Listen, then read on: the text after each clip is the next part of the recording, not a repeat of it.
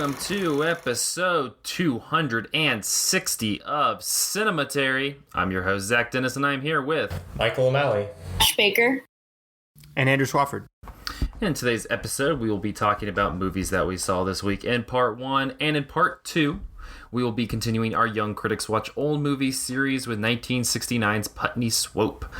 Real quick before we jump into the action, lots of good stuff on cinematary.com. We mentioned last week we have reviews of The Mountain, Hobbs and Shaw, Once Upon a Time in Hollywood, as well as the 2019 Schmeit and Schmaun poll. We also have a conversation between Reed and Andrew on the film Them That Follow. So if you're into snake handling and Walton Goggins, we've got that content just for you. So head over to the site. We're getting near the end of our Young Critics series, so you can go back and listen to all the episodes that we've had so far. See what we have coming up. We're gonna hopefully have some guests coming on soon, and then over on the Patreon channel, we still have not done our film theory and chill for this month. It's coming up very closely, so. If you want to be a part of, if you want to listen to that again, we got some rave reviews. I even heard one person who listened to the chill before even touching the film theory, which honestly is not the direction I wanted most people to go. You float your own boat. No, unthinkable. Yeah, it is what it is. We also got some good Wanda-related content coming up on the Patreon soon. I won't spoil exactly what that is, but Barbara Loden heads should definitely make sure they're patrons of cinema. Yeah, there's some kind of exciting stuff going on that front. I've been trying to get some Patreon stuff going so that those who are supporting the podcast and the website, get their patrons worth for it. So check it out there, patreon.com/cinematary. Let's go ahead and jump into movies that we saw this week. Ash, I'm going to toss it over to you. Yeah. So last night I watched the movie Pride. It came out in 2014. I think it's English, somewhere in the UK. Anyway, yes, it is English. But the director is Matthew Warchus. But it's basically about this group of gay men and lesbians in the 80s in London who form a group called Lesbians and Gays Support the Miners. And basically in Wales, there were miners on strike and... miners with an E. Yes. Yes, not underage people. Let's be clear. The gays were not fighting for the underage people. They were fighting for the miners with an E. Thank you, Andrew. Who were on strike and who were experiencing a lot of police brutality and other shit like that. That is not good. And so anyway, basically these gays and lesbians realized that they had a sort of common enemy with these miners because Margaret Thatcher was then in power, and so they decided to start raising money for the miners and sort of team up with them to fight the power. And it's a really badass true story of a thing that happened in the UK in the 80s. And it's sort of interesting. As a movie, it's it's really, I really enjoyed it.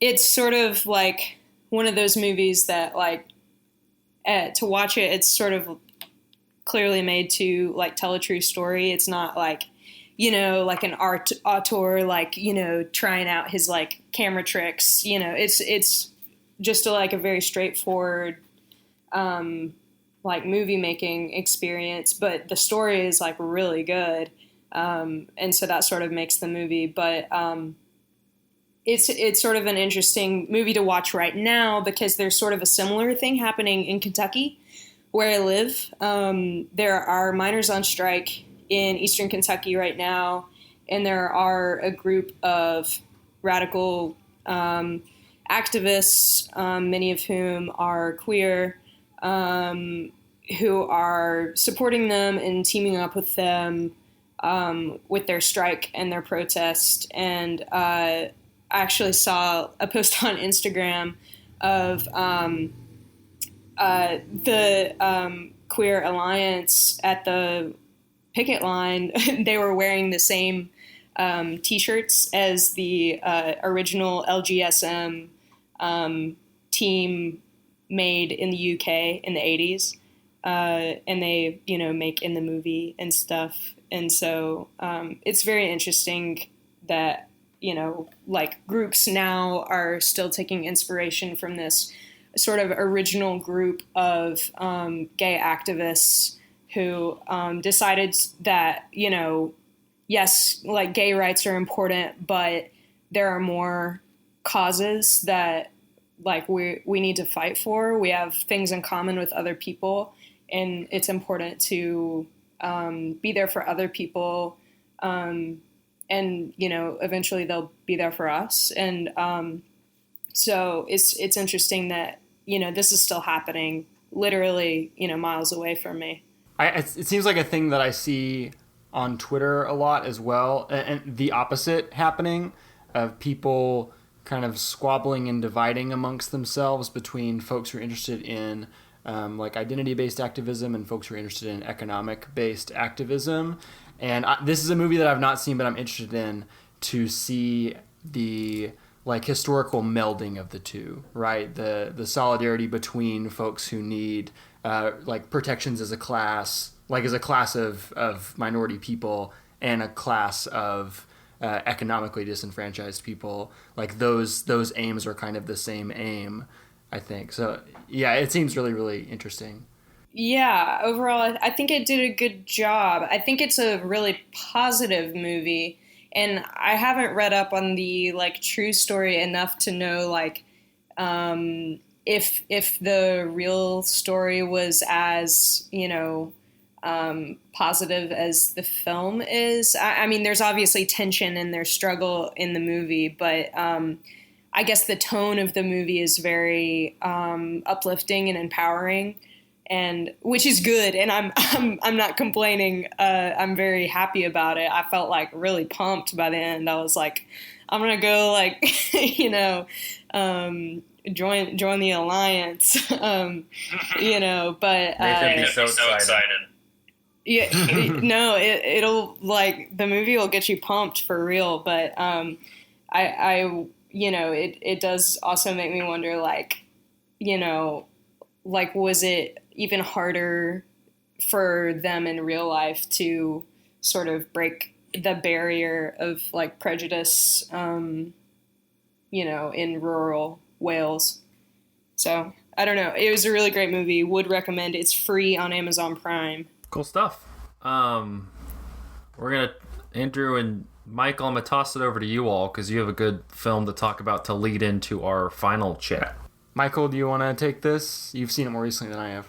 Yeah, so the movie we're referring to is called Charlie Says, which is about, it was released, I believe, was it earlier this year, Andrew, or was it last year? It is a 2019 movie. That's right. Okay, so fresh off the, hot off the presses. I watched it via digital rental, so it's available that way. But anyway, Charlie Says is about the Manson family, the kind of notorious cult in the late 1960s in the LA area that eventually culminated in a series of murders, kind of notoriously.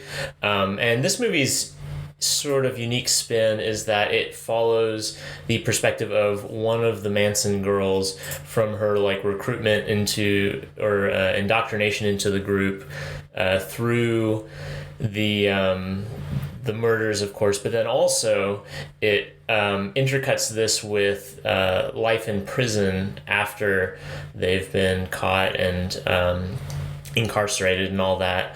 And in prison, there's a grad student who is coming in and essentially educating the Manson girls about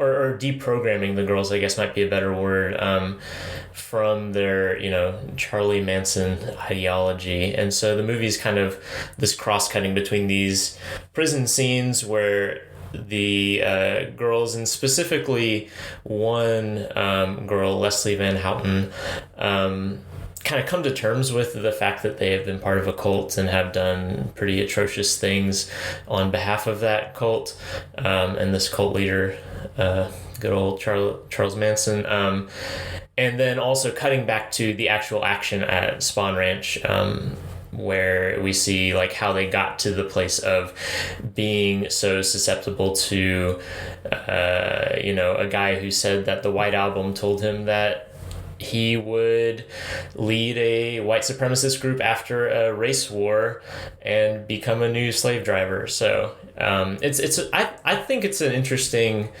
and pretty engaging movie. Andrew, what's your take on it? I liked it a lot, or I guess it's more fair to say that I liked it a little when I first saw it, and it has grown in my estimation in time since seeing it, especially seeing how the Manson girls are treated in Once Upon a Time in Hollywood, which we're going to get into in full spoilers here in just a minute.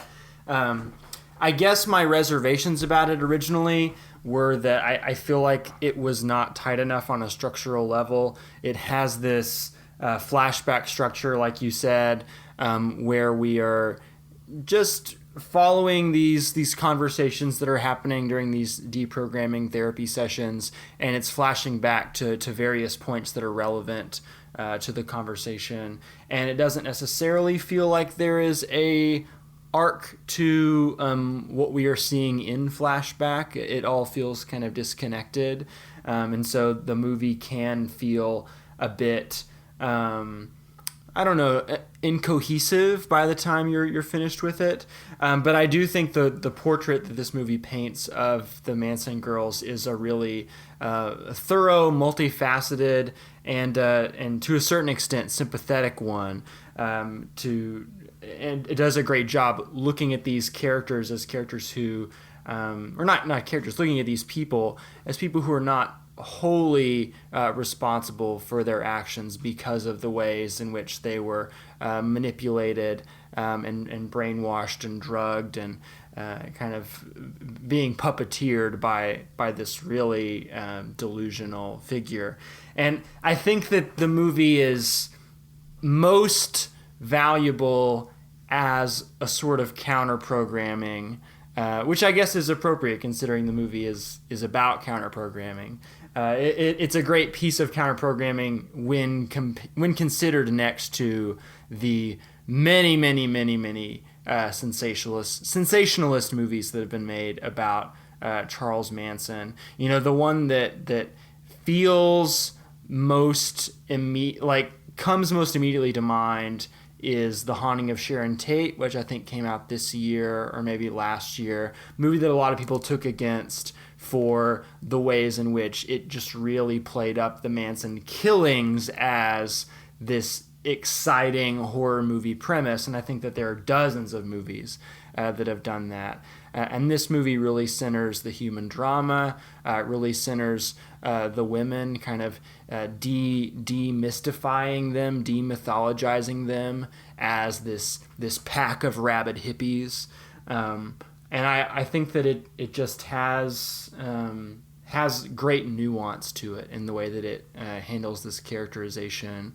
And the movie is not bad to look at either. Mary Harron, director of American Psycho, has captured some really great images here, and I think the acting is excellent across the board as well. There is some real unnerving madness to some of those drug trip and orgy sequences in the middle of this film that have really stuck with me. So anything else to say about it, Michael, before we kind of transition into the Tarantino?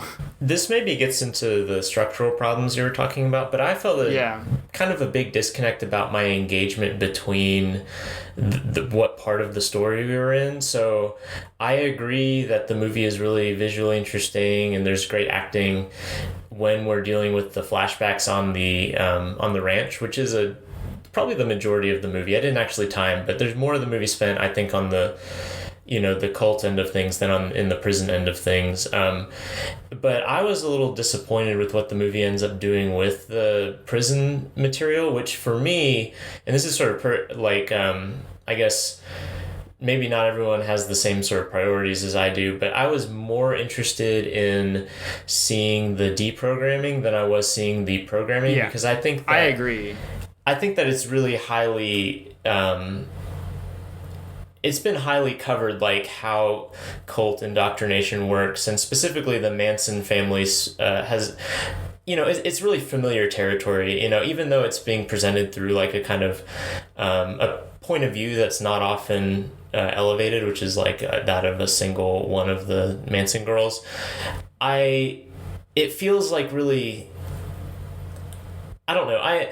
You don't necessarily go to a movie like this looking to learn something, but everything I saw as far as like what happens on the Manson end of things was not surprising to me. So I was very interested as far as the style goes, but then it's like, okay, we have Charles Manson who's veering from this kind of affectionate, progressive stance guy to these kind of horrifying abusive behaviors, and this is causing conflicting feelings and feelings of attachment that are toxic, and etc. And like that's all important in the scope of reality, but as far as the movie goes, the text of those scenes felt standard for me, but they were the most engaging parts of the movie. And then you get to the prison part, which I feel like is much less well trodden as far as like what happens to the Manson girls afterwards, and I felt like the movie was pretty flat in those scenes, even though that's the more interesting material. Yeah, I agree. I think that the ratio we're getting here is basically 70-30, 70% flashback, 30% frame story, and I do agree that it could benefit from a more of a 50-50 balanced treatment. And I guess it's not just that, but like what happens in the prison scenes, which I thought was kind of... It feels too easy. Like I mentioned this in my Letterboxd review, but there's a sequence in which like that it feels like very programmatic, where like there's a flashback to the ranch where we see the guy Charlie Manson talking about how they're going to incite a race war, and then the black people won't know how to rule themselves after the race war, so that's when Charlie Manson's going to swoop in and be the plantation owner basically. And then it flashes forward to the girls kind of like parroting that to the grad student, and then the grad student is like, let me bring in my black colleague, and the black colleague comes in and basically says nothing more than just what Charlie Manson said was racist, which is like all true, but also if you're like part of a cult and have been indoctrinated in this ideology, like the work of deprogramming ideology is way more... It's much thornier and stickier than just simply having someone come and counter your narrative. If all it took was for like a black person to say that's racist, to deprogram a racist, I think that there's a lot of things that would be different on like cable news, for example. And I just feel like the movie sometimes takes the easy way out as far as depicting the deprogramming and not really getting into the weeds as much as it could. Maybe that's just me that's more interested in that. And I wonder how well that's even documented.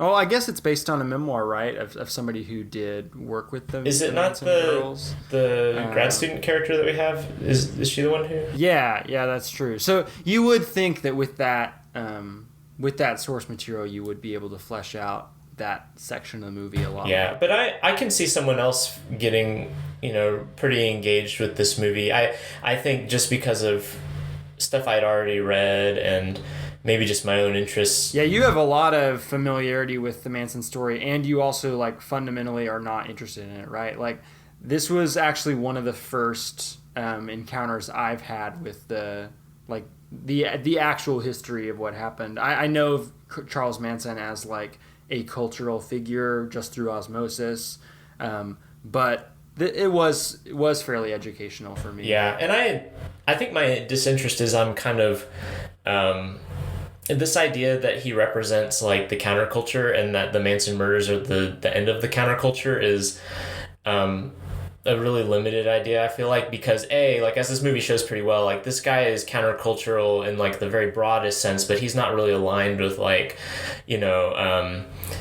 like the Flower Children or Black Panthers or any of the like, proliferation of like truly progressive like countercultural figures. He's simply just like a deluded man who is also kind of self-interested and has these really kooky ideas about things. And so the way that this is like becomes like a flashpoint for like, well, this is the moment that the counterculture died, and not like, the assassination of the Black Panther leaders, or not like the even Altamont, is a much more interesting way to frame the end of the death of the counterculture than the Manson family, which is really just, it seems so secluded and isolated, and it's only famous because they killed famous people, I feel like. And I don't find that very compelling. It's like a tragedy and awful, but as a metaphor for like the 60s, I don't think it's really that interesting. Just for the sake of time, I think that's a good point to transition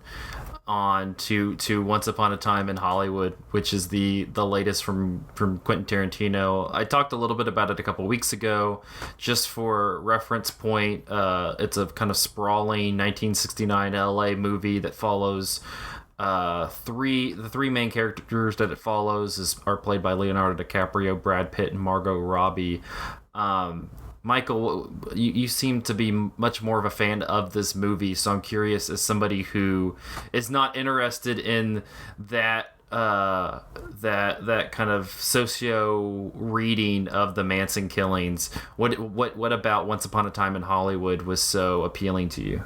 Yeah, and I just first of all, I'm not really, I feel like I'm not equipped to defend people against the criticisms they're making or defend the movie against criticisms people are making of the movie, because I kind of agree with most of those criticisms. It's just a matter of, I kind of found the movie really engaging and warm. Like it's a really affectionate movie in a lot of ways that reminds me of Jackie Brown, as far as like what mode Tarantino's in, kind of walking around LA with these characters who are on the twilight of the prime of their lives, I guess. And that's kind of weird and disarming for me. And it has a lot of the kind of know-it-all, like elusive stuff that Tarantino normally does. Like, we drive past movie billboards and there's pop music and all that sort of stuff, but it felt a lot less smarmy than Tarantino movies can sometimes be. And so I was on one level, I was just kind of enthralled on like a surface reading of it. And on, I think it's just I found it just really watchable moment by moment. All the kind of three principal actors, which are Brad Pitt, who's playing a stuntman, Leonardo DiCaprio, who's playing the actor who Brad Pitt works for as a stuntman, and then Margot Robbie, who plays Sharon Tate. Like, I thought like all three of them were like extremely not just fun to watch, but also like I got engaged in who they were, and I felt like I knew who these characters were and enjoyed spending my time with them, in a way that's not often true of me in Tarantino movies. There's a lot of times like a distance where you're kind of caught up in the gymnastics of the dialogue and these like twisty conversations, but you don't really care about, like, for example, like Vince Vega in Pulp Fiction, or at least I don't. But I like legitimately, like, kind of cared about these characters, and there's like these nice like kind of sad scenes where it's not really like the lamenting of the bygone era of Hollywood. It's more like the specifics of like these characters that I just find kind of beguiling, and at the same time feeling kind of uneasy that I'm so beguiled by it, which gets into like, I guess, the more subtextual reading of it, which is that like this movie is kind of really thorny and tricky in ways that I think for a lot of people is kind of the crux of the criticism of the movie. But I thought it was, I don't know, it hasn't really left me the way that like I'm endeared to these characters that the movie kind of goes out of its way to show are, at least in the case of Brad Pitt's character and to a lesser extent Leonardo DiCaprio's character, they're shown to be kind of like toxic and dangerous in ways that I can't really get a grip of what the movie wants me to think about that, but the juxtaposition of these kind of like charming, like tragic comic characters juxtaposed with like, you know, really gruesome murder, both like alleged and like real, that we see on the screen, is disconcerting in a way that, at least for me, kind of it fits into my headspace, you know, really well. You know, Roman Polanski is kind of like a ghost that shifts in and out of this movie, and it kind of almost felt like how I feel about that, you know, where I love Rosemary's Baby, I love Repulsion, and, you know, the Apartment trilogy, while at the same time knowing what the man that created it, this really uneasy feeling, you know, where Roman Polanski, who eventually goes on to rape someone, makes kind of like a really staunchly anti-rape movie in Rosemary's Baby, feels similar to like when I guess how I felt about like specifically Brad Pitt's character, who like someone who probably murdered his wife. It's like almost definitely murdered his wife, but also is sort of this cowboy force for like vigilante justice at one point, and that's just really uneasy.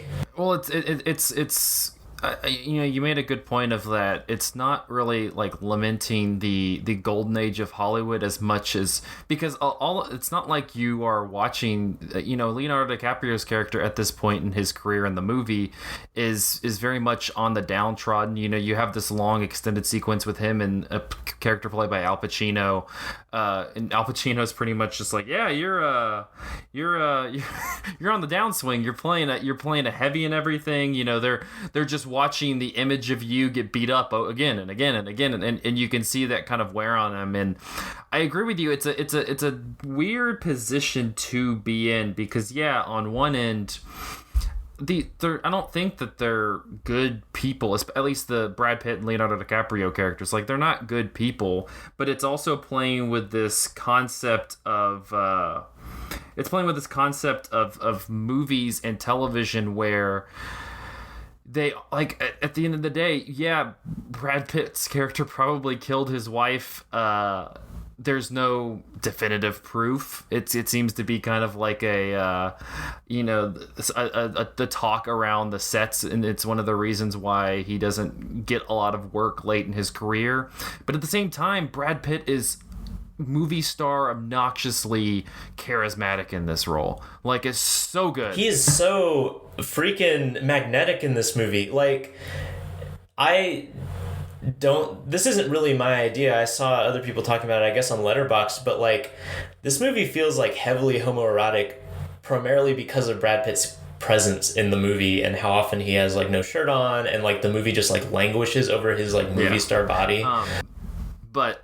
But I digress. At the same time, though, I'm kind of like you. I hear a lot of the criticisms about this movie, and I'm like, yeah, no, that I see that. I can definitely see that. But at the same time, this movie has been in my mind for the last week and a half, 2 weeks or whatever since I've seen it, and I still I want to go watch it again. Like, I think it's good. But Andrew, I know that you were as hot on this movie, so I'm curious to hear your opinion on it. Go for it, Andrew. Yeah. You guys have thrown out so many thoughts that I want to respond to, but I'm going to have a hard time like organizing all my thoughts into something coherent. That's fine. No offense, Michael talked for a long time. So, I mean, I think me and Michael agree on a lot of stuff. The problem is like what gets prioritized and how we feel about this movie, right? Like, for Michael, it seems like the minute by minute pleasures of the text, enjoying watching Leo DiCaprio act a specific scene, finding I don't know, it interesting to think about the way that Tarantino is like framing men in a way that in a new way in his filmography or whatever is like a minute by minute compelling element. But then whenever you think about this movie more broadly, or what it's saying, like underneath those like surface level moments, it starts to get troubling. And for me, the subtext just so outweighs the text that it is hard for me to even then go back and find pleasure in the text after that point, right? Like, there's scenes and characters and performances I really enjoyed in this movie. I loved seeing Leo DiCaprio on set acting like a kind of mediocre actor. Like, I'm not usually a big fan of Leo DiCaprio, but I thought he nailed the kind of nervous grandstanding of these scenes. And I also loved the almost wordless performance of Margot Robbie at the movie theater.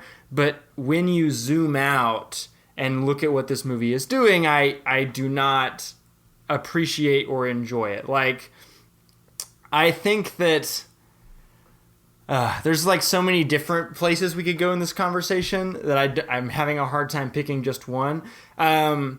Maybe we can start with the Manson girls, since we just talked about Charlie Says.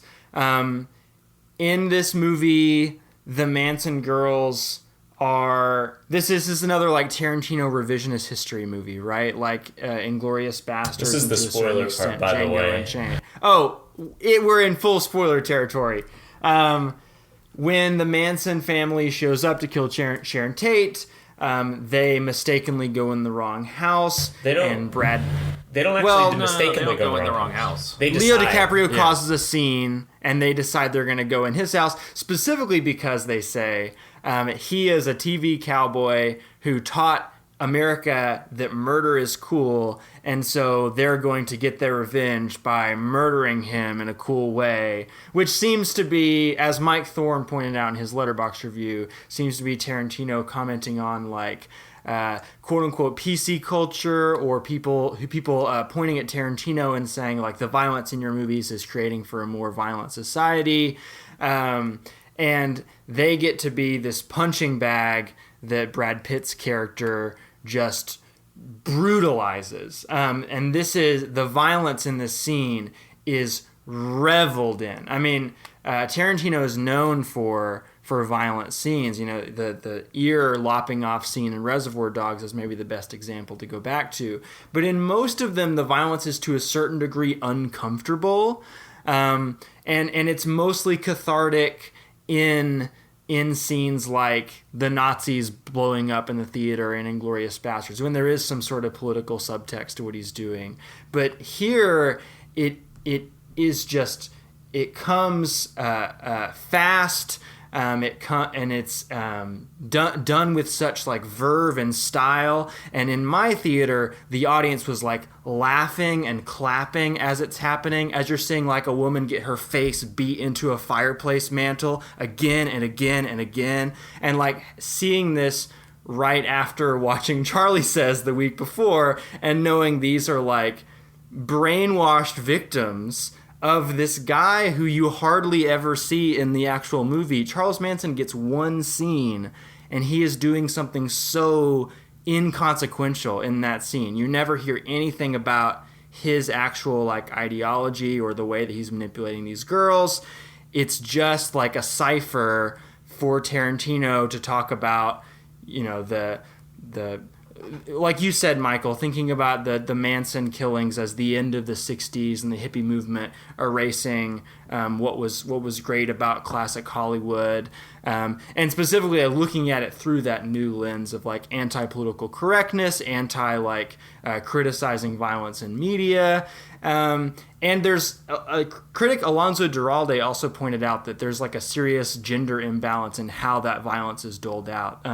When the Manson girls show up, they show up with Tex, one of the male members of the cult, and Tex gets chewed up by a dog, and that is not shot with nearly the sense of like prurient pleasure that the violence against the women is done with. So it's not just, hey, we hate the Manson killings, they're murderers, they're bad, we don't have to sympathize with them. It's like we're enjoying causing bodily harm to these women much more so than we're enjoying causing bodily harm to this man, who is, by the way, doing the exact same thing. And I think that when you focus on that and kind of look at other moments in the movie where Tarantino is tackling gender, it is really troubling. Like, he likes he really likes Sharon Tate because she's like beautiful and innocent and she doesn't talk a lot. But, you know, whenever you see, for example, I don't know, Leo DiCaprio's new wife that he brings back from Italy, like most of the scenes that you see her in, it's like a comic cut to her like doing something kind of obnoxious or embarrassing, like her snoring really loudly on the plane back to America, or her like kind of making a fool of herself whenever she tries to defend herself from the Manson girls. And the same is true for example, Brad Pitt's wife, some of the Manson girls who have described as being treated kind of like zombies in this movie. I also kind of want to talk about the very charitable readings that have been given to this film by people who are doing these real deep dives on like the relationship between the dialogue and the subtext and the broader theme of the movie, talking about things like, you know, Brad Pitt's character or DiCaprio's character will talk about this one thing, this one mechanic of movie magic, and then you'll see it happen later, and you're supposed to know that it's fake, and you're supposed to criticize it through that lens. I think that this is being a little too charitable. I think that some of that stuff might be in the movie, but I think I fundamentally see Tarantino as a guy who films stuff he thinks is cool and doesn't think that hard about it. And if we're talking about like relationships between dialogue, like information and dialogue, and like information we're giving visually, I think that there are two moments that I want to flag up. Maybe we can talk about them. One is when Brad Pitt's character picks up one of the Manson girls as a hitchhiker, and then eventually goes to the ranch. There's this dialogue scene between them in the window of his car, where she's like leaning into his window and talking to him. And the camera is like behind her ass. And she is in these Daisy Duke shorts. And we are just like getting a full view of everything. And it just like keeps cutting back to that. And then later on in that scene, she offers to give Brad Pitt a blowjob while he's driving, and he asks how old she is, and you find out she's underage. So it's like only after the audience has got off on looking at her behind that we then find out that she's a minor. And I don't think that there is actually any like deep subtextual meaning being conveyed there. I think that's just like Tarantino getting away with being kind of sleazy. And then the other thing that I would come to is like the Brad Pitt changing the antenna scene, right? Where he takes off his shirt and like you're supposed to be enjoying the fact that Brad Pitt's like a 50-year-old man who has this ridiculously good body, and Tarantino is like shooting him in this homoerotic way that he's never done in films before. And like Brad Pitt's character is cool and you like him and he's funny and he's like this charismatic kind of like freewheeling stoner guy. And it is in that sequence when he's changed the antenna with his shirt off that we then get a flashback, and then inside that a flashback of him about to kill his wife. And we don't see him kill his wife because that might make us dislike him. What we see is his wife nagging him about the fact that they're on a boat and she's bored and there's nothing to do, and she's just going on and on and on and on and on. It's this completely unsympathetic portrayal of this character. And then it cuts away right before he's about to actually do anything, the implication being she had it coming. She deserved this. All we see is the reason why she dies, not reckoning with her actual death. And that comes right after we're getting this visual information of Brad Pitt with his shirt off and thinking, man, this guy is so cool. So I just think that the warmth that is being extended here is not warmth for these individual characters. It is warmth for this bygone era, and this like very patriarchal bygone era of like TV cowboys and stuntmen and just like guys who had money living in Los Angeles and didn't really give a shit about whoever else was, you know, being harmed by their lifestyle. I just said a whole lot of things.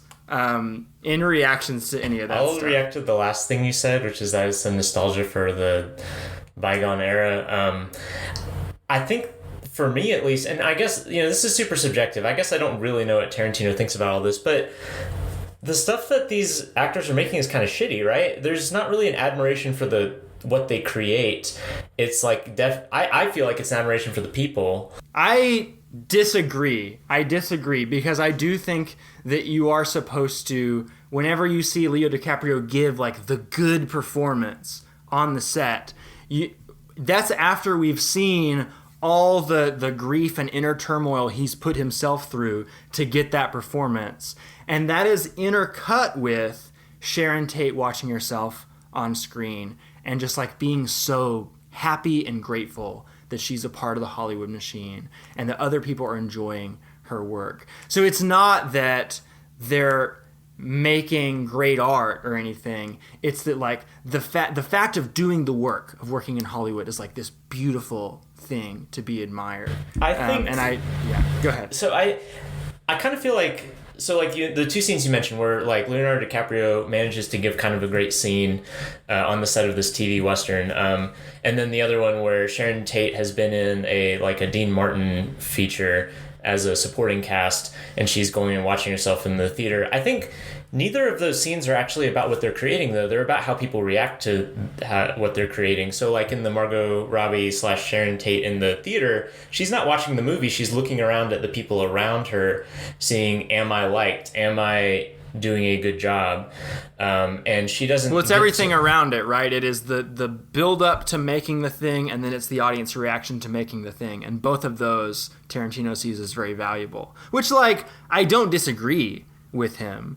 But it's like that couched in this larger framing of like the end of an era and the end of a certain kind of masculinity. And again, like the brutalizing and trivializing of women in this film is like, I don't trust it, It's dissonant, and I guess our disagreement is that I find the dissonance kind of compelling, I mean, we could talk about movies today, and it's not quite the same thing, but like, there's a lot of shitty things about like the movie industry today, but we're here on a podcast talking about new movies kind of appreciatively, and I guess I kind of feel like that this movie works in a similar way in that like the movie's not completely uncritical of the era that it's in, but it enjoys the culture of the moment, there's a sort of like nostalgia for like a monoculture that I think like we all kind of have, like, there are things about the modern era that we hate and we kind of feel nostalgic about the past, while at the same time recognizing that in the past there are kind of horrible things as well. So I don't know, the scene where Brad Pitt is taking off his shirt and then we flash back to see, how he murdered his wife. I don't disagree with you that the wife comes off poorly, but I also feel like that it's he's got like a harpoon gun, right? And he's like pointing it at his wife, and I found that really upsetting. And I don't know what Tarantino thinks about that, but I didn't really find the scene justifying her murder. I find it kind of upsetting that this dude that is so cool, and more than anything in the present, he's like very level-headed and calm. To see in the past, like him, like kind of using that level-headedness and calmness to like cold-bloodedly, prepare to murder his wife. Like there's something really disconcerting about that. Right. But then when we flash forward to him brutalizing the Manson girls, I don't think that there's, I mean, maybe your read is different than the read of my theater, but people were really into the fact that this cool guy Brad Pitt was beating up these women. It was not dissonance of, this guy's maybe taking this a little too far. I think the movie, Tarantino, whoever we want to ascribe it to, I think that it wants the Manson family, and I guess specifically the Manson girls, like you point out, to get it. Like it hates the Mansons because they killed Sharon Tate and her baby. And like, to be honest, like that is a really deeply, I don't know. As someone who's a father, imagining if someone had killed my wife and unborn child when it happened, like, I don't know how I would feel about the people who did that, regardless of their position within, like, a cult that had brainwashed people. And But also, like, Tarantino has said he didn't know anything about Sharon Tate or any. I don't think he even. I'm not going to speculate, but he said that he had never seen a Sharon Tate movie. He didn't know anything about Sharon Tate before he decided to make this movie. And I don't think this comes from a place of, oh, I love and am sad about Sharon Tate. It's, I want to look at the hinge point in American culture when the 60s died. And like Sharon Tate is kind of like an idol we're worshiping in place. I feel like it's when the Hollywood studio system died, not the 60s in general, which I think makes some of the Manson stuff a little bit more relevant, because the Manson stuff is all about media. Like on Spawn Rants, they're all just watching TV.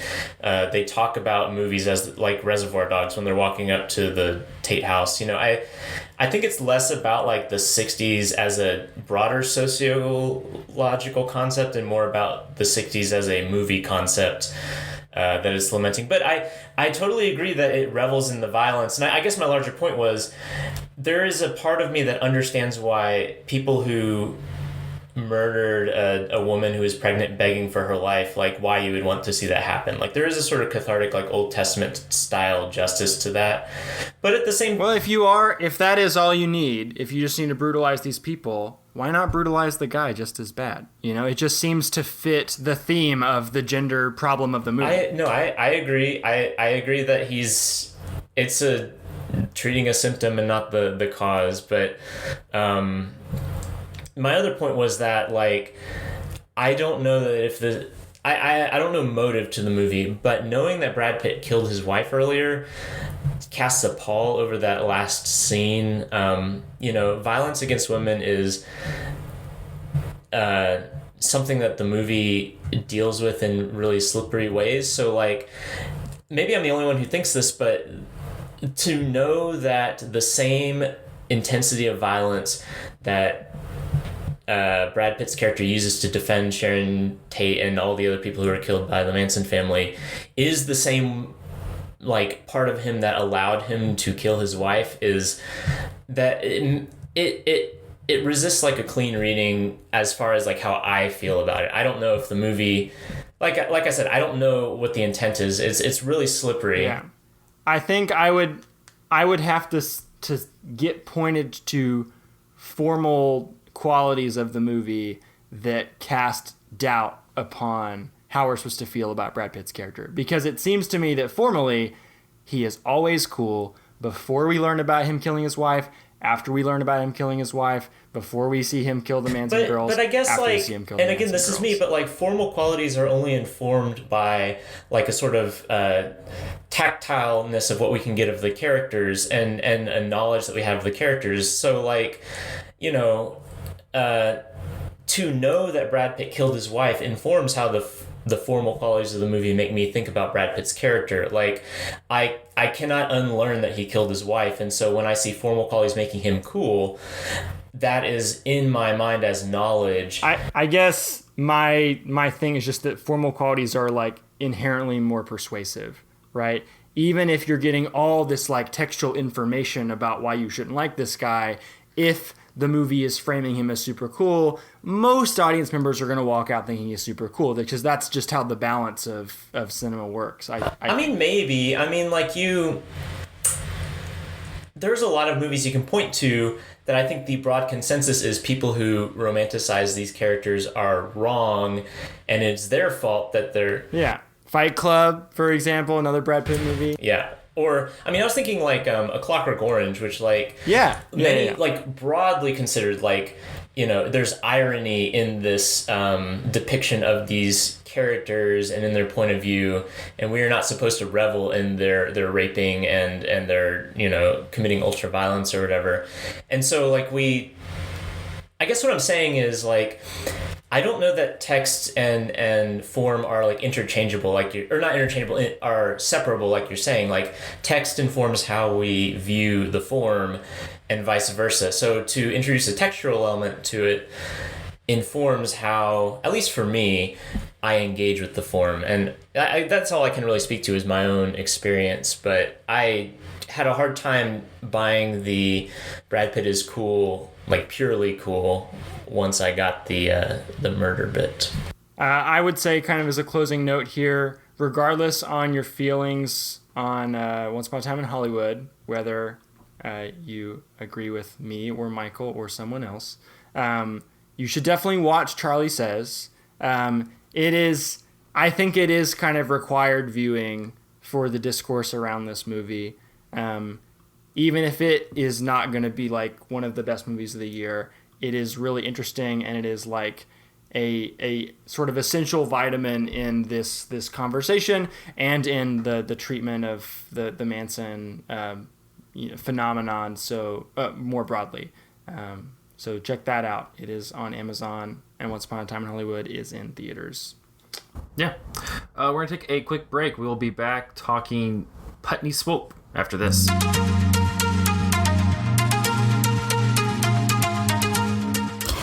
Hey, Cinematariats. This is your co-host Lydia Creech with an important message during this break in the show. Cinematary would like you to know that we definitely want your money. We still want to bring you our pure, unadulterated opinions on the world of cinema, but now we're getting into the Patreon game, baby. We've brought on a lot of new voices to contribute to the site, and we want to honor our responsibility to compensate all these smart people for their hard work. To help us out, head over to patreon.com/cinematary to sign up at the $5 a month level. In exchange, our patrons will get an exclusive bonus episode every month, weekly shoutouts on each episode of the show, and the ability to dictate a movie for us to cover eventually. If money's tight, we get it. There are still a few things you can do that we would greatly appreciate. First, leave us a 5-star review on iTunes. That's free to help us reach more listeners. Secondly, send us a tweet at Cinematary, or better yet, send an email to Zach@cinematary.com. That's Zach, Z-A-C-H, to let us know your thoughts, and we will read them out and respond to them on future episodes. Finally, please share the show with friends and members of your family who you think would enjoy listening to and participating in our film discussions we put out every week. So, to recap, review, send us your thoughts through Twitter and email, share with your friends and family, and sign up to be a patron. We would truly appreciate it. Thanks for listening, and now back to the show.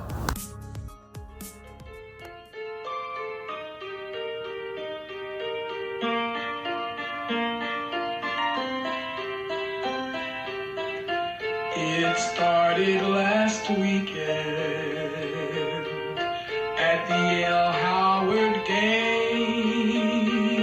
Girl, I saw your beaver flash. I'll never be the same. Oh no.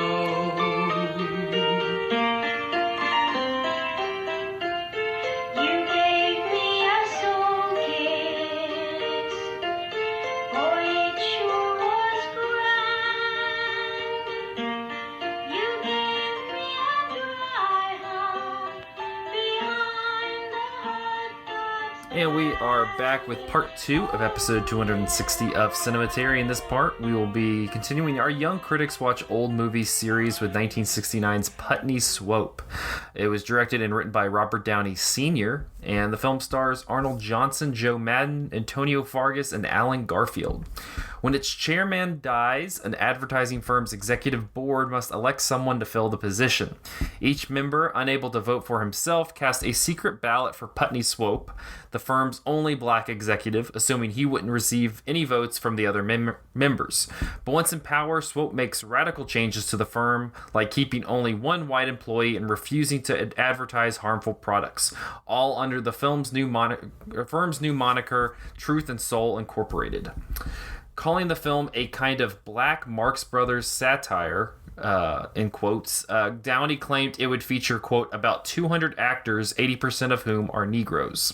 However, according to several sources, including the October 18th issue of Variety, Downey's production company refused to sign a contract with the Screen Actors Guild, and the union threatened disciplinary action against any member involved in the film, claiming that, quote, PS Productions is exploiting the actors by hiring them at substandard wages and conditions. L. Errol J., along with 8 other SAG members, left the production, and non-union actor Arnold Johnson replaced him. Producer Floyd Peterson told Variety that since Putney Swope required 300 extras for mostly weekend scenes, there was no way to maintain union requirements, which were included, quote, double pay overtime on a $200,000 budget. He rejected SAG's suggestion that the production severely cut its roster in order to maintain the union pay scale. SAG did not have enough African-American members to satisfy the film's casting requirements, nor enough of the, quote, New York types that Downey wanted. The producers likened Putney Swope to an off-Broadway stage show, which had a separate wage standard from mainstream Broadway. They sought a deferred payment plan with SAG actors who would eventually receive the difference between their salaries and the union scale when the film recouped its producers' investments. In an interview on the DVD version of the film, Downey states that Arnold Johnson had great difficulty memorizing and saying his lines during the film shoot. Downey says he was not concerned because he had developed a plan to dub in his own voice to replace Johnson's. According to the December 29th, 1968 issue of the New York Times, the first day of shooting took place in a trash-littered alley in the Bowery section of Lower Manhattan, where Putney Swope's advertising agency was filming an advertisement for the Fan-Away electric fan. To lend the scene authenticity, Robert Downey Sr. hired a real derelict for $10 and 4 bottles of wine and directed him to lie sleeping on a mound of trash. A method actor at heart, the derelict passed out after drinking his wine and delivered his performance perfectly. The Coen brothers, Chris Rock, Dave Chappelle, and Paul Thomas Anderson are all known to be big fans of the film, and Jane Fonda declared it a masterpiece to Johnny Carson on The Tonight Show in 1969. On whether or not this is his best film, Downey Sr. told Vice in 2014, "Oh no, but it's the one that got around and got distribution and a lucky rhythm." Talking a little bit more about making the film, he said, "When we made the film, nobody wanted to even put it out there, and we lucked out because the last distributor who saw it in own theaters in New York said, quote, I don't get it, but I like it. Let's do it." We opened in one of those of his theaters and got some great response, and then on The Tonight Show, Jane Fonda, when talking about her brother's film Easy Rider, mentioned Putney Swope. The next day, the box office was up everywhere. The New York Daily News in 1969 called it the most offensive picture I've ever seen, violently anti-Negro, anti-Chinese, anti-white, including Jews. Got strangely anti-Semitic there at the end. In 1969, the New York Times called it funny, sophomoric, brilliant, obscene, disjointed, marvelous, unintelligible, and relevant. And in 1970, the LA Times called it a very gaudy and exhilarating slam-bang satire, and they acknowledged that having already achieved, quote, a very large overground commercial success elsewhere, the film was certain to be a smash here in LA. So shifting from one 1969 timeline to 1969 New York with Putney Swope, this is probably a difficult one to be like, this is how I feel and this is what I got out of this movie, but we'll do our best. Ash, had you seen this before? Were you able to catch hold with what Putney Swope was putting out? This was my first viewing. It was sort of something to settle into. I was... To put it nicely, yeah. Yeah, the first, 15 minutes, I didn't know, what I had come into, and then the title doesn't come until, 15 minutes or 20 minutes into the movie, which is, when Putney is put, in charge of the company or whatever, and yeah. I was I guess I just sort of, got in the first few minutes, I settled into this weird thing, and then there was a dramatic change, and it was a completely different thing, and I was like, oh my god, what do I do? It was very disconcerting. Yeah, it's kind of funny because it tosses you in immediately with the board meeting between all of these executives at this advertising firm, and there's a little bit of a mention of Putney Swope. I mean, you see him over there again. He's the only black executive there, so he kind of stands out. But at the same time, you have this long table of all of these kind of old men who kind of look the same. These old white men who all look the same kind of. So you don't really know who's in charge or who's talking over who, and you open with this guy coming in and opening up a briefcase and then leaving, and then they said, yeah, that was $28,000 in order to try to sell the product, which is a nice lead in. But yeah, it definitely it shifts into just the antics of Putney Swope taking over this advertising agency and kind of just going off the rails with their different ideas and different ways of advertising things. I don't know. I kind of going in, I was kind of prepared that this was going to be a very off the wall movie. And so I kind of just was like, all right, I'm just going to roll with whatever it gives me. And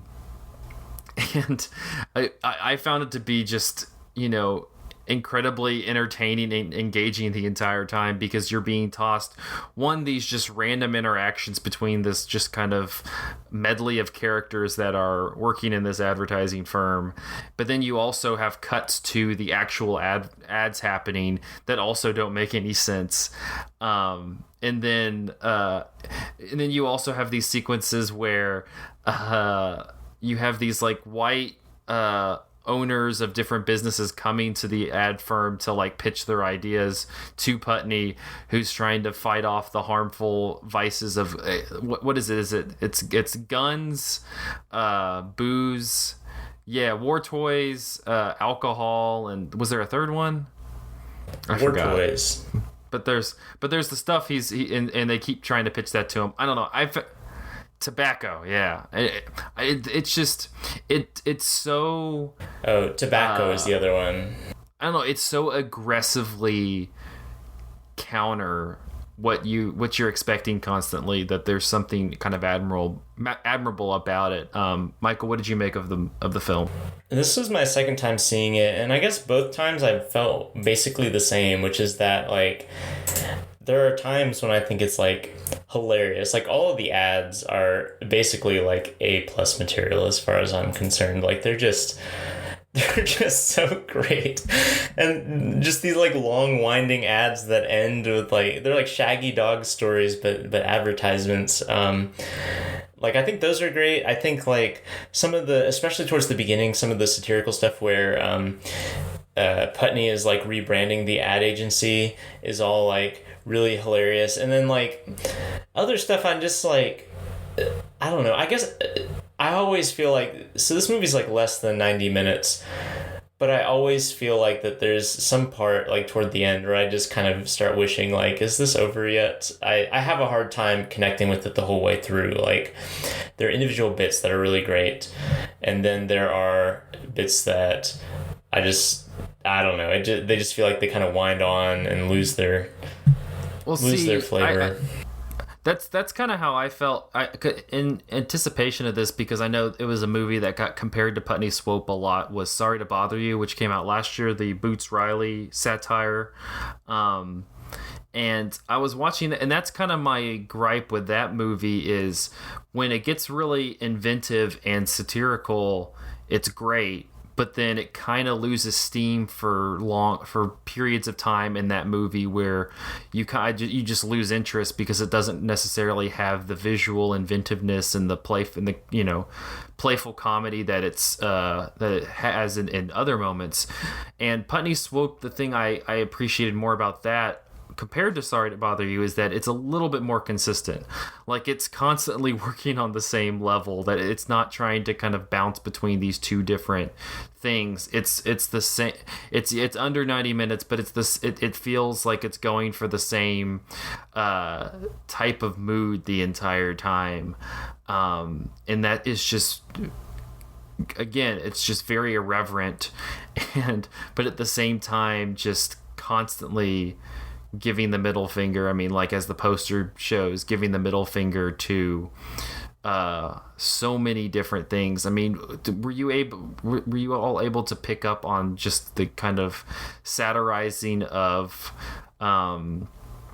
just advertising, the advertising world in general, or what it's kind of saying about black representation in media, or just any sort of minority representation in media through kind of the ads and how they approach it? That's another thing about the movie that I have some questions about that, and maybe it's just that I'm not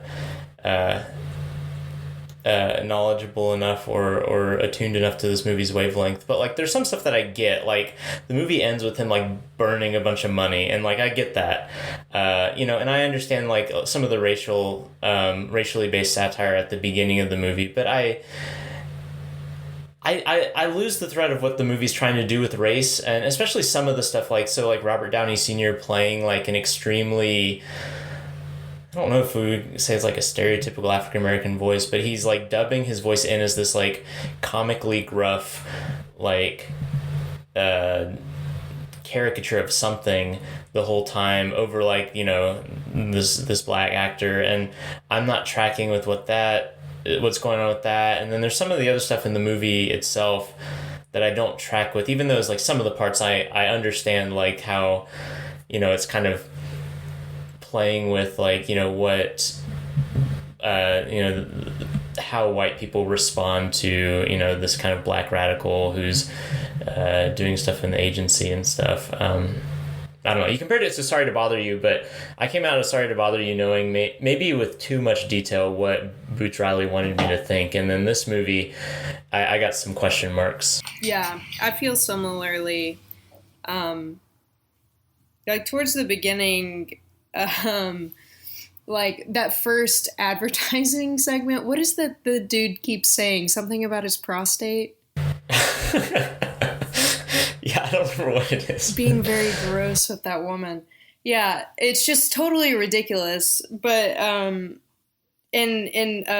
Putney just like runs, like they all just, run in and take over, and they're like, this ain't it, chief, basically. And so I felt like that was sort of before they run in, they're like, well, didn't they hear about, the like new transition or like the change or whatever. And so I felt like that sort of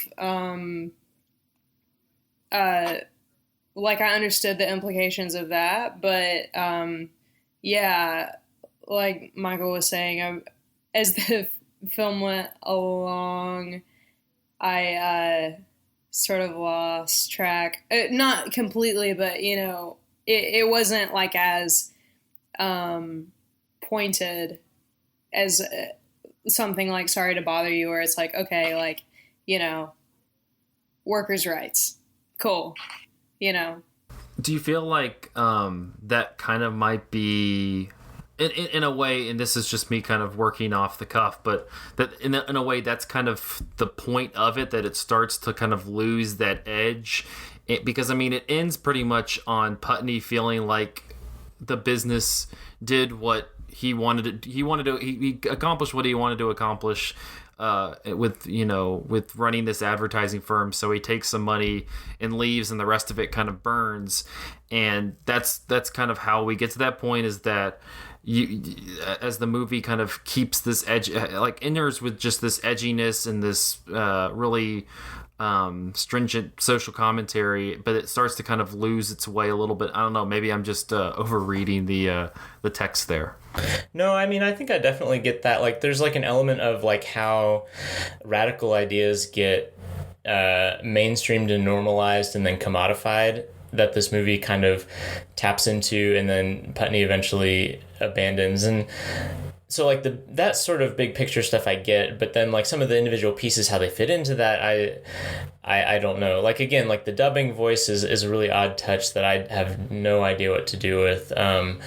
Some of the ads as they go on, like, except for like, so for example, like there's the ad where it's essentially just like women in like see-through clothing like jumping in slow motion, which I understand is like, okay, you know, It's such a long one. it is too. like probably like 3 minutes long.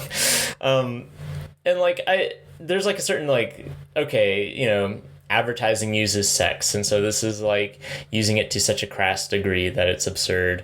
And I get that, but then like, what does this say about like where Putney is taking the ad agency in its late stages? Is he just becoming another crass person? But then at the end, he, you know, kind of pieces out and blows everything up, and so just the connective tissue. I don't know how it all fits together. Maybe it doesn't have to. You know, maybe this is just one of these kind of freewheeling like movies where they're just throwing a bunch of stuff up and seeing what lands.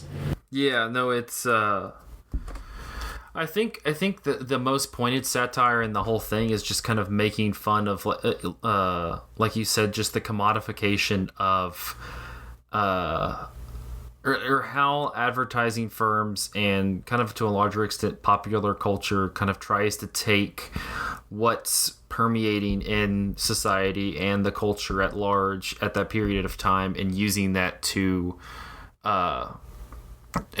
sell something. You know, I think you think of like the fan commercial where the woman is just dancing in the alleyway, and you have the smoke, and as they said, the derelict who is sleeping over there, just killing it in his one role. Like it feels very of the period in the way that she's, you know, dressed and danced and is trying to vibe with like this very hip, cool up crowd, but at the same time it's just this nonsensical ad, and she's in an alleyway for some reason, and but all at the same time you like, you're kind of like, yeah, like I might buy whatever this air conditioner that I can't eat is, and it's constantly playing with the fact that all of these, especially in the ads, all of these are so drastically absurd, but there's something compelling within the absurdity that at least garners your interest toward the product. I can't even think of what the product was, what they're trying to sell for the the 3 minute long ad where the half naked women are just bouncing in a room, and then some guy in his underwear pops up.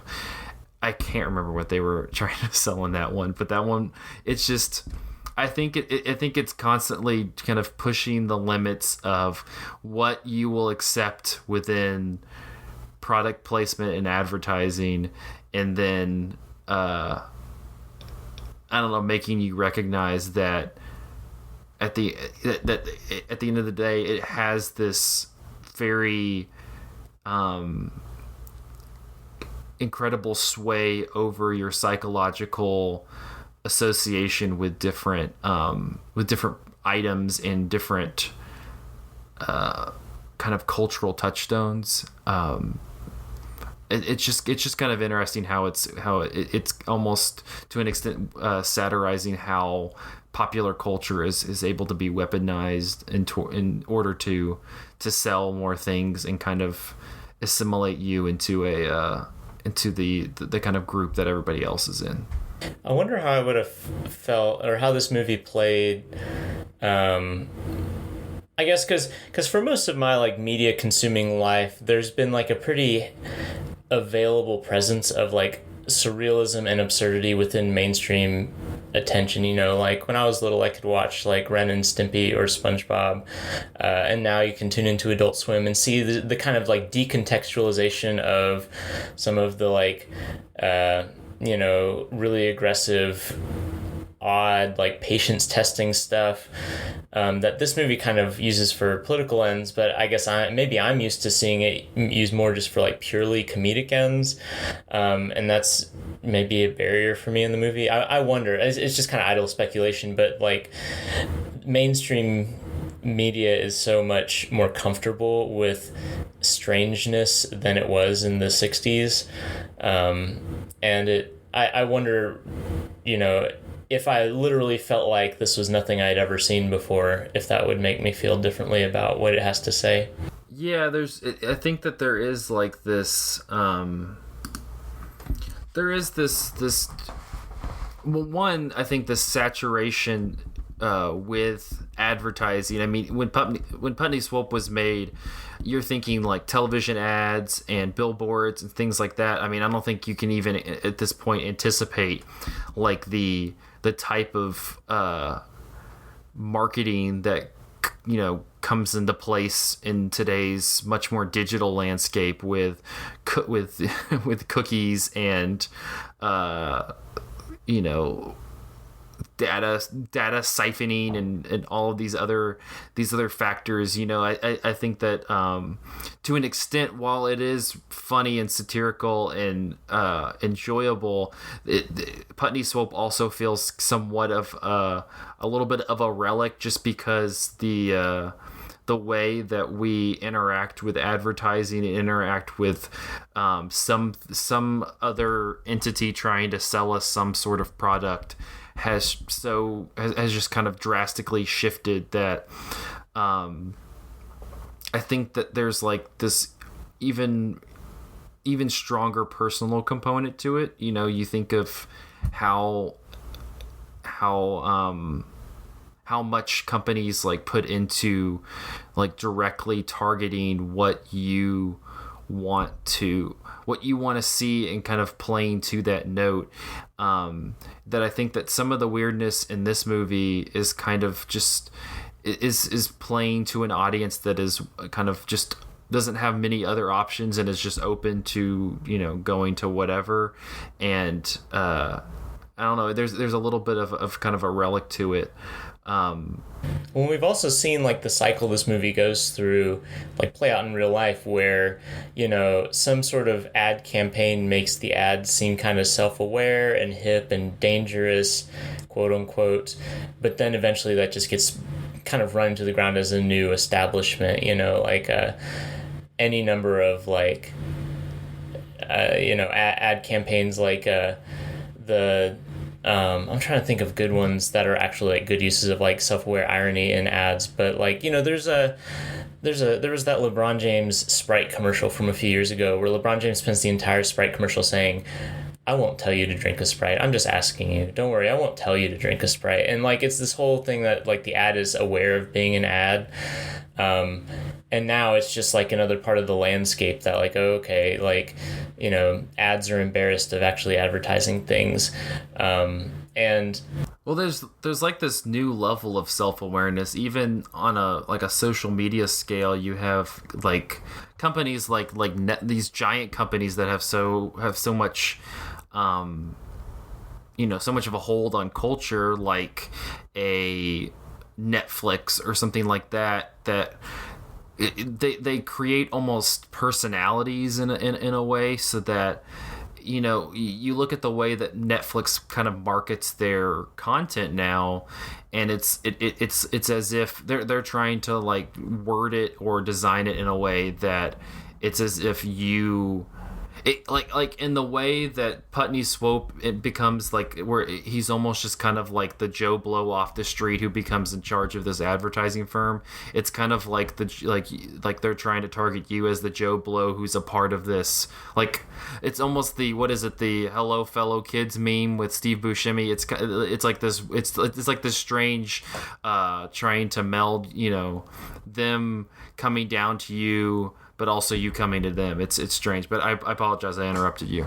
No, I don't think you did. Another example I just thought of is like that weird, I'm not even on Twitter, but I've heard about and like seen screenshots of like corporate Twitters that have like personality and will interact with other corporate Twitters in like snarky ways. And so like the Wendy's Twitter just acts like a regular person's Twitter in the sense that it like is kind of tweeting insults and just doing comedy routines, and just that sort of thing just feels so like the strange absurdity of like modern advertising is maybe like it's something that this movie doesn't feel in touch with, and that's not the movie's fault because it came out like 50 years ago, but it does, I guess, for me, make the movie feel distant from what I recognize as advertising, and so it just becomes like merely surreal, rather than commenting directly on like what I'm aware of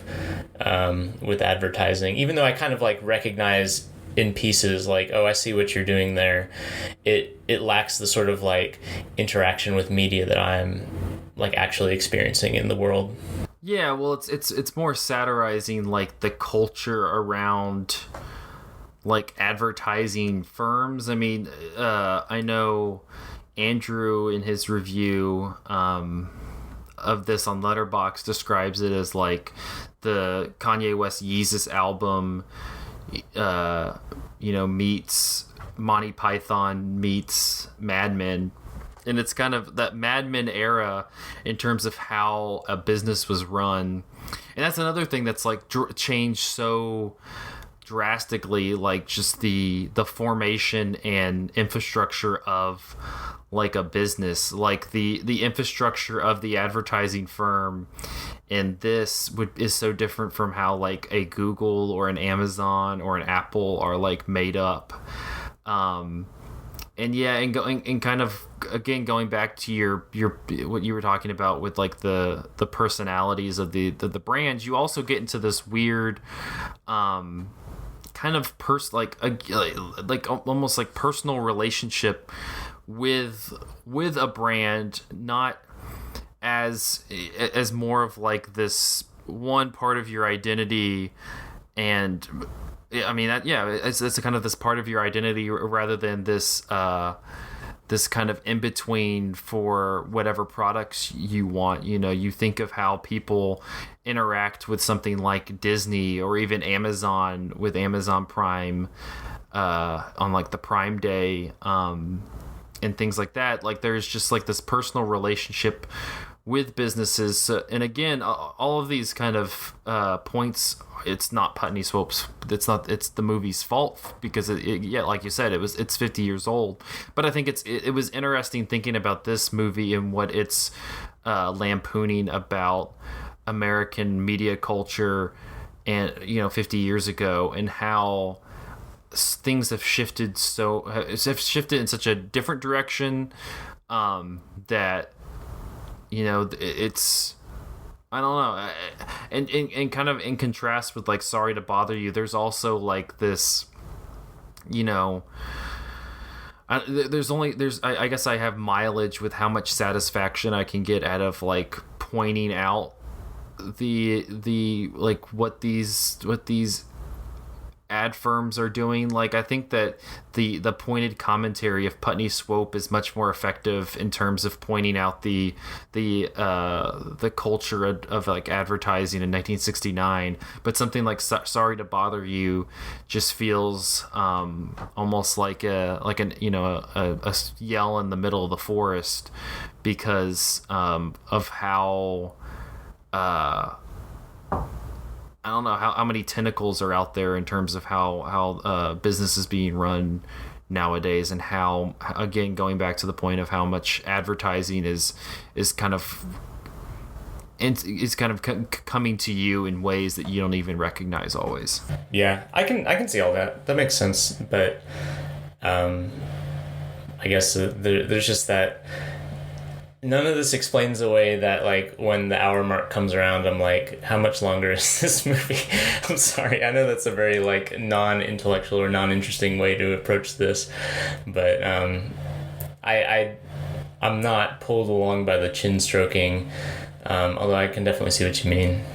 Any final thoughts on the movie, Ash? I mean, did you like the movie, or would you recommend it to people, or would you like recommend a couple like cocktails before watching it? I would certainly recommend a cocktail.